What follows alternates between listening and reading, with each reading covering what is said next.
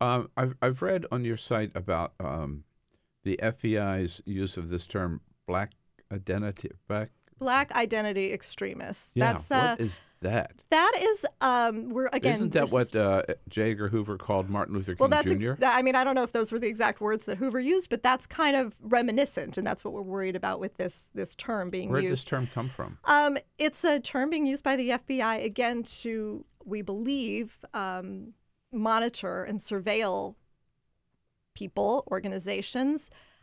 We think the problem is that they're lumping together, peaceful protesters who are objecting to racial discrimination by law enforcement with potential, I don't know who, people who really may be violent. But again, I'm hesitating a little bit because I don't really know who's lumped under this terminology because it's not transparent. And are they using it? I mean, we think they are using it. Yes, exactly. To monitor, again, groups who have been protesting or opposing racist practices in law enforcement. But again, does that lump in the three of us who are sitting here because we've been to a protest, a Black Lives Matter protest, for example?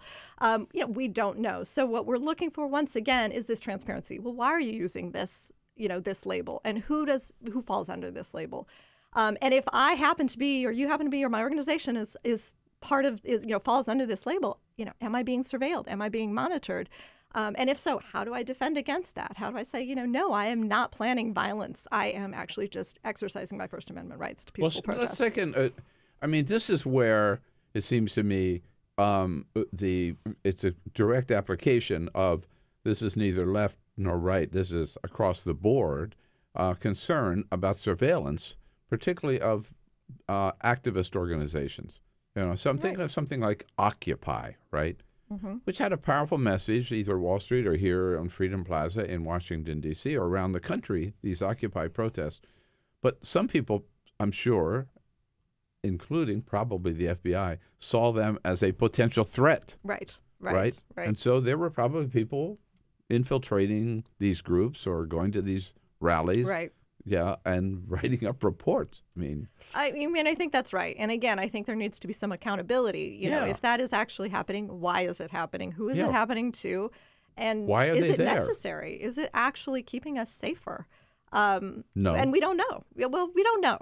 And we need the answers to that. There was a time when the FBI had files on everybody, right? Do they still?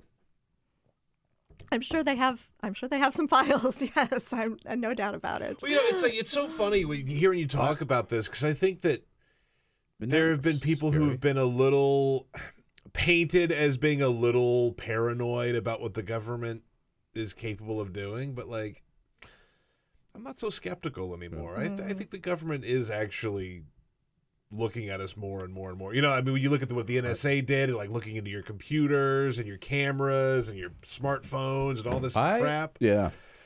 Look, I'm not a conspiracy theorist. Sure. But I just think that we have checks and balances for a reason. Yeah. And, if the FBI is doing one thing, Congress should know about it and be able to question it. And we should know about it. And we should know about it. Right. Absolutely. You are fighting for all of us. This is great. It is so important. Thanks so much for coming in and telling us about it.